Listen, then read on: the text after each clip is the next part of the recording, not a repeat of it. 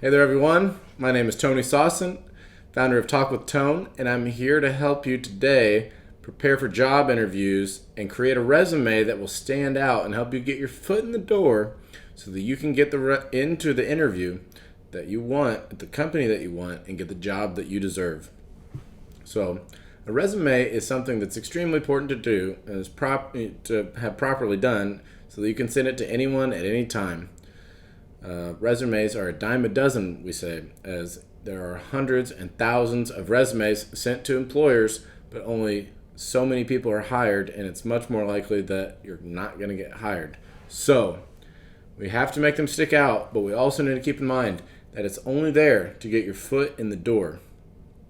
Foot in the door as get you the invitation to the interview for the actual job so that you can present your own self and your own stories in person where you know you're going to kick the door down and get the opportunity that you want. So step one in my process that I do with my students is to have you take a personality test. Now, a personality test is going to tell you your strengths, your weaknesses, how you work in certain environments, how you work with people that are above you, how you work with your own subordinates, and how you handle people that are a level below you at a job. So the most important thing that you can do in this personality test is be honest.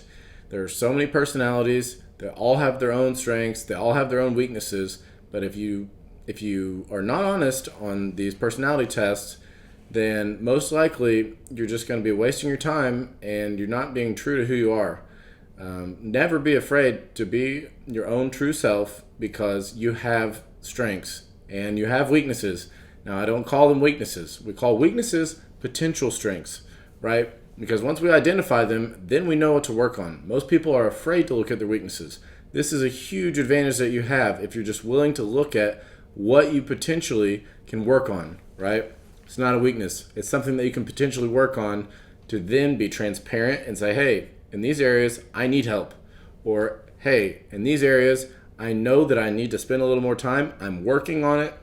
I've seen improvement because I have been working on it. And employers love this. When you look at companies like Amazon, okay, they want to know what your strengths are, of course. They don't want you to directly tell them that. You're going to be telling them that through a story. But they're more interested in your actual weaknesses or your potential strengths because you're working in an environment where people are not holding back. People are being dead honest. There's no time and no room for you to be beating around the bush and saying something looks good when it's really, in all honesty, terrible, right? So, if something that you're doing is terrible, or if you think something's terrible, either way, they want to know because they want to be there to support you. So, transparency and honesty in the biggest and best companies in the world goes a mile and beyond. Okay? There's no reason to not do it, and you're putting yourself above the rest when you start doing that. My process is we're going to focus mostly on your potential strengths.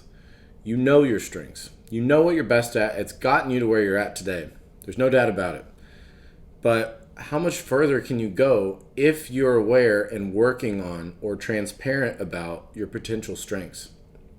That's what people are not looking at. And when you start working on these things, the sky is the limit.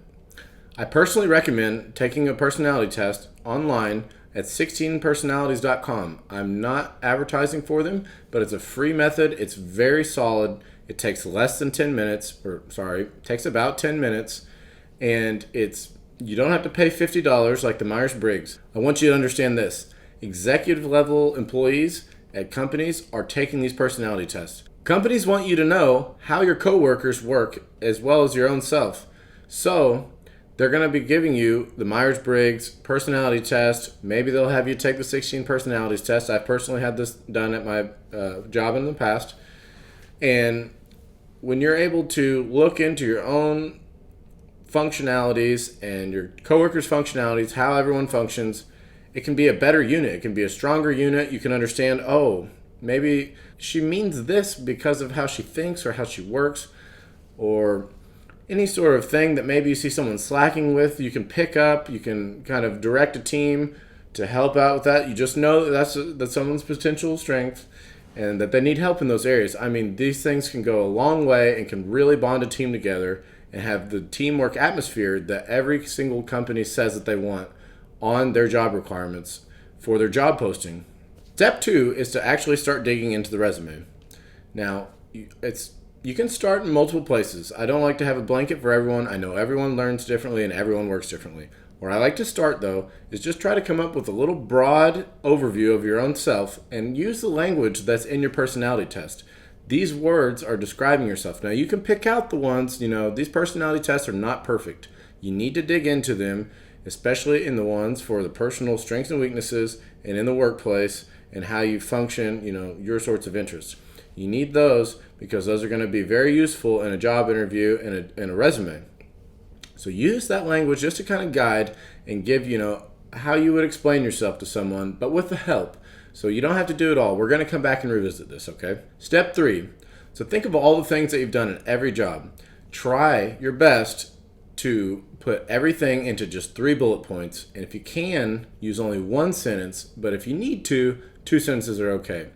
So maybe you have to do that by just a brainstorm at first, and that's completely fine. But whatever you come up with, try to have it in 2 to 3, even 4 bullet points can be okay. But I want to stress that this exercise is just a way to try and put your language in your resume in a short, concise format that exercises your power to express your ideas in a short and meaningful way. Because at the end of the day, all of our time is valuable. And these recruiters are looking for people that are concise with their messages, but get their point across in a meaningful and powerful way.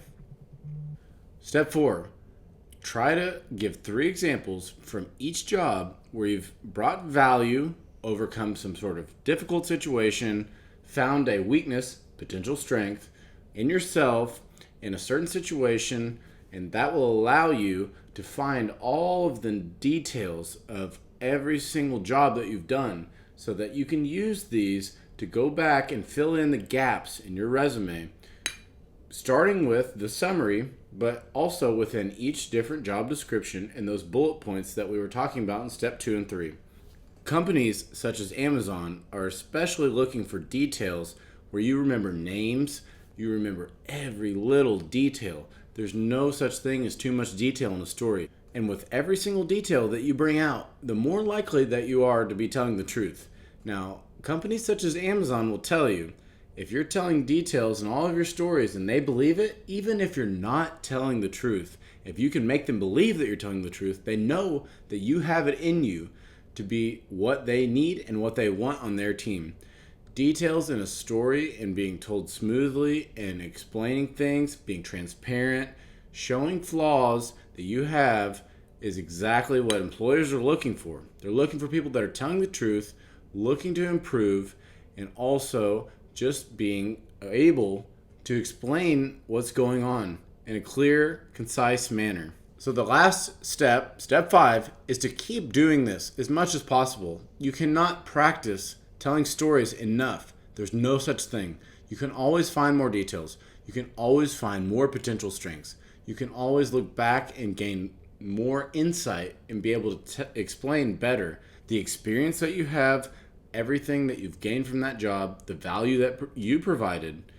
And this is exactly what employers are looking for once you have your foot in the door. And again, you do this in your own time, on your own watch. Put it into your resume, and your resume gets your foot in the door. And like I said, once your foot gets in the door, you're kicking it down. You know you're going to take down that interview.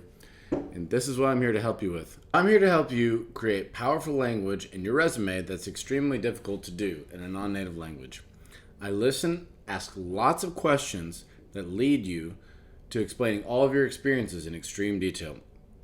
I'm able to help you strengthen your stories and help you to realize the sort of environment that you can thrive in, and also exactly what you need help in those environments to really help you thrive that other people are not looking at.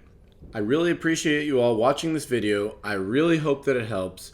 Feel free to comment down below and give any sort of feedback that you'd like for me to make in another video, anything that you'd like me to go further into detail on from this video. And also feel free to join my community at www.talkwithtone.com. It's in the show notes, and I'll be happy to answer any sort of question that you have. I'd love for you to join my community.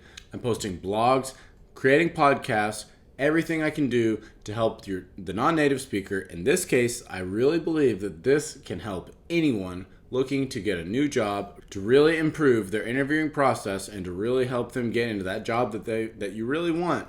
So any feedback is much appreciated, and thank you so much again for watching. I look forward to seeing you in the next video. Thanks, guys. I'm Tony with Talk with Tone. See you next time.